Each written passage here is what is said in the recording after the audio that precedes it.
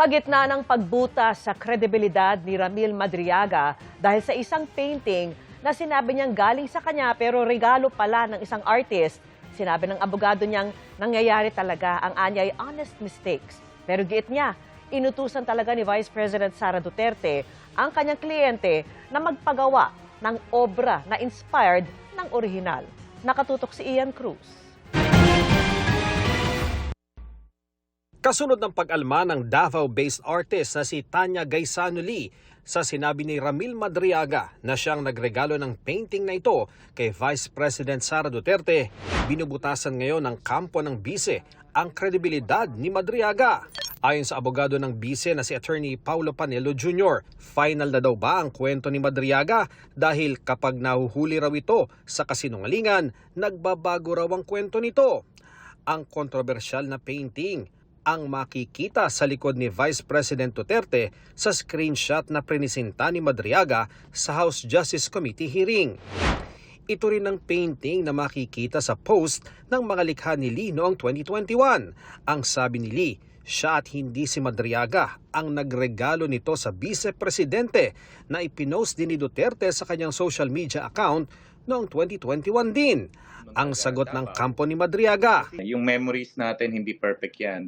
Sometimes there are honest mistakes not made in good faith. Ang akala mo, just like you, no, meron kang suot na polo ngayon, I can say yung niregalo ko last month, di ba? Kasi kakulay, ka-design, then you can correct me, attorney, hindi mo to regalo, binili ko to sa iba. Pero ang git nila, meron talagang pinagawang painting si Madriaga sa utos daw ni Vice President Duterte. This is according to Ramil, no? VP Sara gave him a picture at ang sabi Ramil, gayahin nyo, paggawa mo, make this as an inspiration. Kasi nabanggit ni Ramil na meron siyang scholar sa Laguna na marunong magpinta. So, para mo nang sinabi, ang sinabi is that make this an inspiration, pinagaya ni Ramil sa scholar niya per instruction ni VP Sara. That's why nung makita niyo sa likod, alam niya, yan yung pinagawa ni VP Sara na nandoon sa likod niya. Pinakita ni Palad ang mga larawang ito kung saan makikita si Madriaga na hawak ang painting na kanyang tinutukoy. Kung paghahambingin, bagamat iba ang itsura, may pagkakahalintulad ito sa painting na nasa screenshot at sa painting na likha ni Lee. Ang sinasabi namin, Ramil was just telling yung based on recollection niya on a screenshot photo based 2021, 2022 prior to election. And as proof na meron siyang pinagawang painting ng ganun, we showed photo na may hawak siya ng ganun, similar. Diba?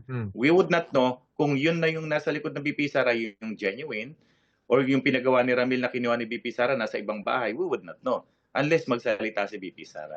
May larawan ng isa pang painting na pinadala si Palad. Hawak naman ng artist mula sa Laguna na scholar ni Madriaga. Ang bersyon naman ng painting na ito, may mukha naman ni Duterte. Tanungin natin si BP Sara dyan, kaso hindi yung nag-appear eh. Basta sabi, lagyan ng mukha. Kaya yung isang picture, yung pangatlo na yung painting, ganon-ganon ang design. If mapupunan mo yung lumabas na photo, mas mapula yung manggas, mas berde yung damit. Kasi ang sabi ni Ramil, gawing mas mapula for reflective for BBM, top color red, tapos yung isa mas green para kay Sara. Sa kabuuan, 3 paintings daw ang nilikha ng scholar ni Madriaga, 2 walang muka at 1 may muka. Sinusubukan pa ng GMA News sa makuha ang panig ni Duterte ukol dito. Ian Cruz, nakatutok. 24 oras. 2 umano'y mastermind ng flood control scandal ang kabilang sa mga malapit ng kasuhan ayon sa Ombudsman. Tinawag silang master plunderer ni Assistant Ombudsman Miko Clamano pero wala siyang binanggit na pangalan. Ang sabi lang niya, dating speaker ang isa at dating Senate President ang isa pa. Ipinag-utos na rin anya ng Ombudsman ang lifestyle check sa 26 na tinawag naman niyang contractors o mga kongresistang kontratista rin umano ng gobyerno. Pinag-aaralan din ng Ombudsman ang mga legal na paraan para maibenta ang luxury vehicles na nasa kanilang kustodiya para mapanatili ang halaga at maibalik sa gobyerno. There are senators, congressmen, and yung 2 pong masterminds nung or master plunderers na sinasabi ni Ombudsman, that's all in the works. Sir, the 2 master plunderers are public officials, not necessarily. Yung binanggit po ni Ombudsman dati, yung former Speaker and the former Senate President. Dinescribe siya ni Ombudsman as master plunderer. Sila po yung nandun sa taas. Dahil sa inyo mga kapuso, nangunguna pa rin ang GMA Network pagdating sa total views sa telebisyon at sa YouTube. Nakatutok si Von Aquino. Sa YouTube Unstoppable 2026 trade event, ipinagmalaki ni GMA Network Chief Marketing Officer Lizelle G. Maralag ang pangunguna ng GMA Network pagdating sa total views sa telebisyon at YouTube. Close to 5.2 billion views. And this has been going up again and again. On an average per month, we're talking about 200 million views on GMA shows alone in YouTube. 70% of the total views of the top 25 TV content in YouTube are from GMA. That's 18 different shows. GMA Network din anya ang may consistent na higher average unique viewers na nanonood ng mas matagal. Binanggit din ni Maralag na base sa pag-aaral kumpara sa ibang market sa Southeast Asia, ang Pilipinas ang nananatiling market kung saan ang TV content ang patuloy na malakas ang viewership sa YouTube. Why is it? Why media companies? Because the behavior of online viewing relies on trust. And trust is what we have. Hindi po kami ang nag-score sa sarili namin. This was an international-based research company, Reuters, who accorded us this honor for the past 5 years. They gravitate towards platforms that they can trust and provide content that is relatable. Binigyan din ng pagkakataon ng audience na makapagtanong sa mga kapuso mula sa longest-running gag show sa bansa, ang Bubble Gang. 31 years is no joke. Well, pun intended. Pero talagang yung mga tao behind it kasi na parang naano na nila, nakuha na nila yung tamang formula, yung tamang flavor. So it will take another generation para matutunan yon. Von Aquino, Nakatutok, 24 Oras. Magandang gabi mga kapuso. Ako po ang inyong Kuya Kim na magbibigay sa inyo ng trivia sa likod ng mga trending na balita. Gumapang ang takot sa isang pamilyang nagbabakasyon sa Rizal. Nang sa gilid ng kalsada may nakita silang dalawang naglilingkisang kobra. Ang bakasyon kamakailan ng pamilya Nemi sa Tanay Rizal, nabalot ng takot. Nang sa gilid ng kalsada sa Barangay Santa Ines, ito ang kanilang namataan. Dalawang naglilingkisang panakon o king cobra. Nakatambay po kami. Yung pamangkin ko po, nakita yung ahas hindi kami po nag-aaway o nagkikiskisan sila hanggang sa tumatayo na sila ng medyo mataas. Kaya medyo kinabahan din kami. Pero nakaka-amaze kasi first time yun na makakita ka ng ganun sa wild. Bakit ka ba naglilingkisan ng dalawang cobra? Kuya Kim, ano na? Ang banakon o king cobra ang pinakamahabang venomous snake sa buong mundo. Ang average length ng mga banakon mula 3 hanggang 4 na metro. Ang pinakamahabang banakon na nahuli sa kasaysayan ay nahuli noong 1937 sa Negeri Sembilan sa Malaysia. May haba itong 5.7 meters. Hindi man ito tinuturing na pinakamakamandag pero ang amount ng neurotoxin na meron ito, isang tuklaw ay maaaring makapatay ng 20 katao o di kaya ay isang elepante. Ayon naman sa isang herpetologist o eksperto sa mga reptile at amphibian, ang dalawang naglilingkisang cobra sa Tanay, mga lalaking cobra na naglalaban para makuha ang karapatang makipag-mate sa isang babaeng cobra. Ang tawag dito, ritual combat. This is between two males na nag-aaway para sa isang nearby na female. Hindi kaya makipagdalik ng babaeng king cobra sa dalawang lalaki. So, ang gagawin nila, kung nagkita sila sa isang spot na may malapit na female, is nagre-wrestle sila. So, pinipin down nila yung isa't isa sa ground. Kung sino man yung mapin down nila sa sahig, is yun yung talo at aalis dun sa teritoryo na yon. And yung nanalong male, siya yung makikipag-mate sa babaeng king cobra. Paalala naman ng eksperto, sakaling may maengkwentro rin kayo mga king cobra na nag-ritual combat, lumayo lang tayo, manood lang tayo sa safe distance kasi mas focus sila sa nangyayari ngayon sa kanilang ritual combat. Once na ma-distract sila, pwedeng mag-turn to defensive mode ang isang king cobra, pwedeng may malagay na tao sa peligro. Let them do their thing. Once matapos sila, kusa din silang lalayo. At alam niyo ba na mga kobrang na video ni Benedict? Natatangi, nitong 2024 lang kasi sila nadiskubre at tanging sa isa ng Luzon lamang sila nakikita. Anong king cobra ang mga ito? Ang mga na-videohang naglilingki sa mga cobra sa Tanay, mga Ophiophagus salvatana o Luzon king cobra. Ang mga Luzon king cobra na-identify lamang nitong October 2024. Endemic o tanging sa Luzon lamang sila nakikita. Malalaki mga banakong ito, maaari silang humaba ng hanggang 10 feet at 11 inches. Di tulad ng ibang king cobra na matatagpuan sa Asia, ang mga Luzon king cobra may malalaking ulo, mas light na kulay at mas konting band sa katawan. Samantala, para malaman ang trivia sa likod ng viral na balita, i-post o i-comment lang, #Kuya Kim, ano na? Laging tandaan, kimportante ang may alam. Ako po si Kuya Kim at sagot ko kayo, 24 oras. Pinagpapaliwanag ng Office of the Ombudsman ang isa nitong Special Assistant Prosecutor. Kasunod yan ng alegasyon ni Ramil Madriaga na nakatanggap ito ng 60 milyong piso mula sa OVP. Nakatutok si Mariz Umali. Sa pagdinig ng House Committee on Justice tungkol sa impeachment complaint laban kay Vice President Sara Duterte, narinig na binanggit ang pangalan ni Special Assistant Prosecutor Attorney Ryan Kilala ng Office of the Ombudsman. Sa testimonya na nagpakilalang aide at bagman umano ng bise na si Ramil Madriaga, sinabi niya nagbigay siya ng 2 duffel bag kay Kilala na may laman umanong tig 30 to 35 million pesos bawat isa. Kanina, nag-issue ng Office of the Ombudsman ng show cause order para pagpaliwanagin si Kilala. For him to explain the allegations that have been exposed in not only the hearing but also the affidavit of Ramil Madriaga. So this is something that we will pursue to make sure that yung integrity ho ng ating opisina ay nandun pa rin. So we will make sure na yung mga ganyang kwento, we get to the bottom of it, understand kung ano talaga nangyari, and then we will resolve on that basis. Binigyan si Special Assistant Prosecutor Kilala ng 48 oras para magsumite ng paliwanag. Kalakip ng show cause order ang kopya ng notarized affidavit ni Ramil Madriaga na siyang ginamit na batayan ng investigasyon. Mayroon namang 48 oras si Kilala para magpaliwanag kung bakit hindi siya dapat patawan ng disciplinary action.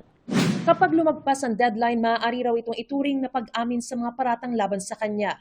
Ayon kay Clavano, hahayaan muna nilang matapos ang pagdinig sa Kamara bago kausapin si Madriaga. Kabilang pa sa mga alegasyon ni Madriaga ang umano'y panggugulo at pag-assassinate pa kay Pangulong Bongbong Marcos kung hindi ito susunod sa napagkasunduan umanong term sharing sa pagitan niya at ni Vice President Sara. Sa panayam kanina kay DILG Secretary John Vic Remulla, sinabi niyang may mga pinangalanan na si Madriaga na mga contracted hitman. It was an option from the very start. In fact, may mga na-name na siya na contracted hitman. I think it will come out in the future testimonies. Lalabas pa. Mariz Umali, Nakatutok, 24 oras. Baka sa mga ngiti ni Encantadia Chronicles Sangre star Sanya Lopez ang saya sa kanyang bakasyon recently sa China. Pag-amin ni Sanya, may espesyal na tao siyang kasama. Ichichika yan ni Athena Imperial. Happy and blooming while on vacation sa China si Encantadia Chronicles Sangre star Sanya Lopez. Mula sa pag-explore ng iba't ibang lugar, pag-try ng street foods at pagbisita sa zoo, kitang-kita kung gaano siya ka-enjoy. Nang tanungin kung sino ang kasama niya, kilig niyang pag-amin. Yung special someone. Yes, syempre yon. Siya. Kasi businessman naman siya. Bukod sa travel and leisure, may iba pa raw sadya si Sanya sa China. Target ng vacation ko pareho vacation/business. So, syempre sourcing, alam mo yon, naghahanap-hanap ka ng pwede mong gawing business. Laban. Sa ngayon, abala si Sanya na isa sa stars ng pelikulang Midnight Girls. Kasama niya ang kanyang co-stars kagabi sa media launch at press screening. Challenging nga raw para kay Sanya ang pag-aaral ng Nihongo. Nag-immerse din daw sila sa Filipino entertainers para mas maintindihan ang labang hinaharap nila sa buhay. Magtatrabaho sila sa umaga, tatrabaho pa sila sa gabi, may mga sideline sila kasi syempre sa hirap ng buhay natin, hindi natin kaya mag-survive na iisa lang yung pinagkakakitaan. Lalahok ang Midnight Girls sa Far East Film Festival sa Italy ngayong Abril. Para naman sa Encantadia Chronicles Sangre, shinare ni Sanya na natapos na ang taping niya for her role as Danaya sa serye. For 3 years, akong nagtitaping sa Sangre. Napamahal na rin talaga sa akin, lalo yung Sangre. Nakakalungkot man natapos na rin yung taping namin, pero yung naibigay naming inspirasyon sa bawat mga manonood nito, sa mga nag-aabang pa rin na sana daw magkaroon pa ng panibagong season, malalaman natin yan. Athena Imperial updated sa Showbiz Happenings. 30% ng mga pamilya sa bansa ang pwedeng maghirap sa panahon ng krisis ayon sa Philippine Institute for Development Studies. At ngayong may krisis sa Middle East, binabantayan sila pati ang mga middle-income family na hindi saklaw ng ayuda. Nakatutok si Sandra Aguinaldo. Ang krisis na likha ng gyera sa gitnang silangan dama hanggang sa isang tahanan sa barangay Sacred Heart sa Quezon City. Si Aling Lorena, naabutan naming nagpapahangin sa labas ng kanyang bahay. Dito rin ako sa labas para tumipid sa kuryente. Kailangan madiskarte ka, kung hindi, wala. Gutom. Isang kahig santo ka.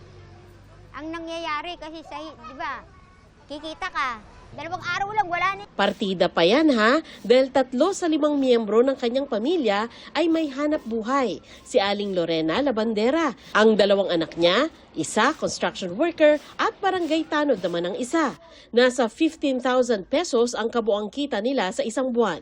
Ang pamilya ni Lorena, yung tinatawag na low income but not poor sa definisyon ng Philippine Statistics Authority o PSA. Sa batayan kasi ng PSA, ang maituturing na mahirap ay yung may kita na mas mababa sa 13,873 kada buwan para sa pamilya na may 5 miyembro. Dahil lagpas dito ang kita ng pamilya ni Lorena, hindi sila maituturing na mahirap pero sila yung madaling masadlak sa hirap sa panahon ng krisis o matatawag na vulnerable. Meron po tayong mga pamilya na posibleng yung nasa laylayan lang po na pwedeng isang mangyayari, bababa sila, magkaroon ng isang sakuna, like bagyo, mawalan ng trabaho, ang tumataas ang presyo ng mga bilihin dahil sa giyera sa gitnang silangan. Ayon sa Philippine Institute for Development Studies, nasa 10.9% lang ang kasalukuyang mahirap sa bansa. Pero higit na marami o 30% yung vulnerable o pwedeng maghirap sa isang iglap. Ang mga bahagdan ng mga pamilya na maaaring maging mahirap sa hinaharap ay nasa halos 30%. So ibig sabihin, parang triple. Kung low income po kayo, bandang nasa 40% ang chance na kayo ay maging mahirap. Ayon naman sa isang ekonomista, lumabas din sa kanilang pag-aaral, kahit hindi maituturing na mahirap ang isang pamilya, maaring may miyembro itong mahirap dahil sa maliit na share na nakukuha niya mula sa income ng pamilya. Sa webinar kung saan pinresenta ang mga pag-aaral na ito, dumalo rin ang Department of Social Welfare and Development na nagsabing binabantayan din nila ang kalagayan ng middle-income families. Pinunto rin nila na hindi lang dapat income ang sukatan ng pag-aaral ng kahirapan. Nakatuon po yung pag-aaral sa income-based measures ng vulnerability. Mas maganda rin po sana kung nabigyang pansin yung iba't ibang salik tulad ng access sa quality service, education, kondisyon ng pabahay. Sa pagdinig naman ng Kamara, tinalakay din ang epekto ng krisis hindi lang sa mahirap kundi sa middle class. May isang sektor na hindi natin maaaring kalimutan, ang middle class. Itong sektor na kadalasang hindi saklaw ng ayuda kahit sila'y nalulunod din sa pagtaas ng bilihin. They are one major crisis away from falling below the poverty line. Sagot naman ng Department of Finance, we recognize that hindi lang naman ang mahihirap ang naapektuhan nito. But I would like to note po na if ever there will be interventions or more subsidy to be provided, not just to the vulnerable sector, but to also include the middle-income classes, we need the revenues as well. Sandra Aguinaldo, Nakatutok, 24 Oras. Kahit nabatikos na, nag-post na naman si US President Donald Trump ng tila AI-generated na larawan kung saan kasama naman si Jesus. Sa bagong post ay niyayakap naman siya ni Jesus habang nakatayo sa likod ng isang mikropono. Sabi ni Trump sa caption, gusto niya ito kahit baka hindi magustuhan ng iba. Nitong Martes lamang, Binura ni Trump ang pinost niyang AI-generated na larawan niya na para sa iba'y tila si Jesus. Sabi niya, imahe niya bilang doktor ang kanya sanang gustong ipakita. Samantala, nakikisa ang Federation of Asian Bishops Conferences, kabilang si Cardinal Pablo Virgilio David, sa panawagan ni Pope Leo XIV para po sa kapayapaan. Umapila rin sila na itigil na ang giyera at sa halipay idaan ito sa negosasyon at pagrespeto sa international law. Pahabol na chikahan tayo para updated sa showbiz happening. Sixto turns 7 at sa kanyang special day, may kakaibang regalo sa kanya ang mommy niyang si Marian Rivera na isang pet chicken. Ito raw kasi ang wish ni Sixto. On a sweet Japan date sa isang theme park, ang kapuso couple na sina Ashley Ortega at Mavi Legaspi. Spotted din si Ashley na sumakay sa isang nakakatakot na ride. Nagsama-sama for a day ang 35 record labels para sa 2026 Philippine Association of the Record Industry o PARI Spotlight. Dito inilatag ang mga plano para sa ikauunlad ng music industry sa bansa at sa global stage. Bakasyon na mga bata, kaya pwede nang turuan ng mga gawaing bahay. Pero level up ang pagtulong ng isang batang taga Laguna na nag-develop ng ilang gadget tulad ng pantiklop ng damit at pangsampay. Meron ding innovation para hindi aksaya sa kuryente, lalo ngayong mahal ang bilihin. Kilalanin siya sa pagtutok ni Mark Salazar.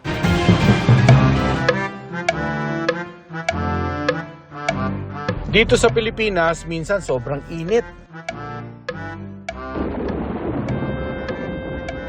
Tapos bigla na lang uulan.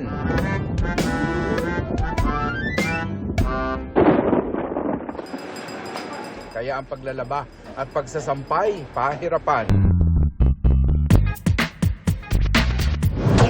Pero may sagot dyan ang 11 taong gulang na si Neil Ginan Cristobal ng Calamba, Laguna. Sampayang high-tech dahil kayang malaman kung umuulan na.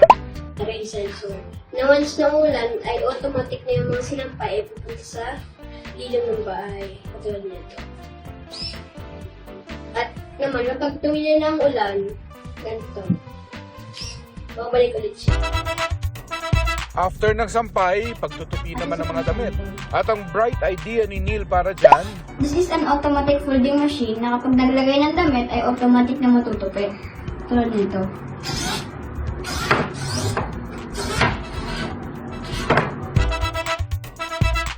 pero wait, there's more. Isang energy-saving fan na sakto para tipid ngayong tag-init. Kapag may tao na pumunta sa loob ng kwarto, madedetect siya ng sensor at automatic na mag-on yung fan. Kunwari, ikaw ay lalabas ng kwarto. After 10 seconds, ang fan ay automatic na mamamatay. Pwede ring baguhin ang delay time kung kailan nyo gustong mamatay ang fan kapag walang tao. Ilan lang yan sa mga innovation ni Neil na agaw atensyon na rin sa social media at meron ng million views. Ayon sa kanyang mommy, 9 years old si Neil nang magsimulang makahiligan ng pagbutingting ng mga bagay-bagay. Mukhang nakuha niya raw yan sa kanyang daddy na mahilig din daw sa mga motor. Ang ating little innovator pangarap daw maging engineer in the future. Mark Salazar, nakatutok, 24 oras. Galing naman niya, wow.